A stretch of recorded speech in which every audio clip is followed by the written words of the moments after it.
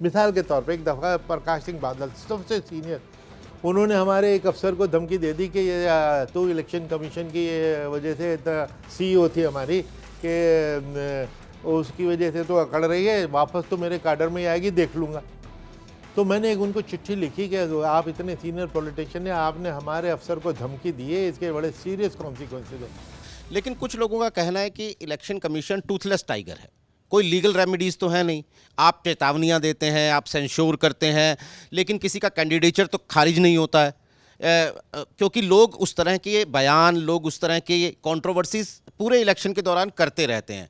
आपको लगता है कि इन मौजूदा स्थितियों में इलेक्शन कमीशन को जब आपने सब कुछ दे ही दिया है आचार संहिता लगने के बाद, तो कानूनी अधिकार भी दिए जाने चाहिए कि आप कहिए कि किसी का कैंडिडेचर आप बाहर बैठिए, आप हमारी बात नहीं मान रहे हैं, आप चुनाव ही नहीं लड़ सकते हैं। देखिए ये जो है कि टूथलेस है, ये इल्ज़ाम तो बिल्कुल बेकार है, गलत है, क्योंकि कानून ने क्या, कॉन्स्टिट्यूशन ने इतना पावर दी है।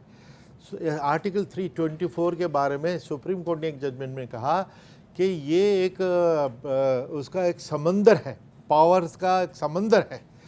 जो चीज़ कहीं लॉ में कहीं नहीं लिखी हुई, आर्टिकल 324 हमारा एटम बॉम्ब है, उसको अगर यूज़ कर रहे हैं तो आप यूज़ करें। तो वो उन्होंने किया, उसके तो मॉडल कोड के को टूथलेस कहना इसलिए गलत है कि ये फैक्ट है कि मॉडल कोड एक लॉ नहीं है, और अच्छी चीज़ है कि लॉ नहीं है, क्योंकि लॉ होता तो उसका फ़ैसला 15 साल में होता।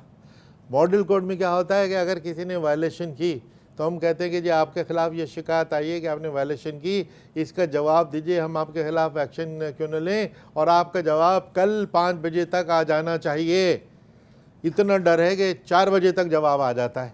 लेकिन FIR अगर होती है तो 6 महीने तक तो SHO साहब नहीं लिखेंगे, फिर कोर्ट में चलेगा, 10 साल में आता है। एक तो ये डायमेंशन है। दूसरे ये है कि जो मॉडल कोड में कोई एक ऐसी चीज़ नहीं है जो किसी कानून के ख़िलाफ़ हो। हर चीज़ के भाई आप किसी गाली नहीं देंगे, उस पर कानून है, किसी की इलेक्शन रैली डिस्टर्ब नहीं करेंगे, इस पर कानून है। तो हर चीज़ के पे साथ साथ कानून भी है। तो जब हम मॉडल कोड का एक नोटिस देते हैं जिसके में हम सज़ा सिर्फ वार्निंग ही कि देखो बड़ी बुरी बात आगे से न करना, आप लोग उसका मजाक उड़ाते हैं, लेकिन बुरी बात आगे से न करना, इसकी बड़ी मॉरल अथॉरिटी है। तो साथ साथ हम FIR भी दर्ज करते हैं, वो किसी को नहीं पता लगती क्योंकि उसका रिजल्ट 10 साल बाद पता लगेगा।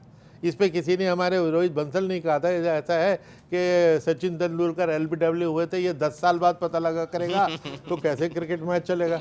ये तो ये मॉडल कोड लाई दे कि नो बॉल फेंकिए तो अगली नो बॉल ना होनी चाहिए, उसी वक्त हमने मॉडल कोड में उसको रोकनी होती है। तो इसलिए मॉडल कोड अपनी जगह जो काम कर रहा है। मिसाल के तौर पे एक दफ़ा प्रकाश सिंह बादल सबसे सीनियर, उन्होंने हमारे एक अफसर को धमकी दे दी कि ये तो इलेक्शन कमीशन की वजह से CEO थी हमारी कि उसकी वजह से तो अकड़ रही है, वापस तो मेरे काडर में ही आएगी, देख लूँगा। तो मैंने एक उनको चिट्ठी लिखी कि आप इतने सीनियर पॉलिटिशियन हैं, आपने हमारे अफसर को धमकी दी है, इसके बड़े सीरियस कॉन्सिक्वेंसेज हैं। तो अखबारों की हेडलाइन अगले दिन, उसी दिन उन्होंने एक प्रोफ्यूज अपॉलॉजी कि मैं इतना सीनियर हूँ, आज तक मैंने ऐसी गलती नहीं की थी, मुझसे गलती हो गई, मैं माफ़ी चाहता हूँ। अगले दिन की हेडलाइन वो। तो सिर्फ एक मॉडल कोड का नोटिस कि इतनी मॉरल अथॉरिटी है, तो उसको हम अंडरमाइन करें कि ये टूथलेस है, इसको टूथलेस कहेंगे कि हमने कोई एक्शन नहीं लिया, सिर्फ एक चिट्ठी लिखी, लेकिन उस चिट्ठी का असर तो देखिए। तो इसलिए ये इल्ज़ाम गलत है। लेकिन इलेक्शन कमीशन को हर चीज़ जो अगर ओपन ट्रांसपेरेंसी रखेंगे तो ये टूथलेसनेस का चार्ज भी ये आंसर हो सकेगा कि देखो हमने ये एक्शन लिया जो हम ले सकते थे। FIR ज़रूर दर्ज होती है साथ के साथ,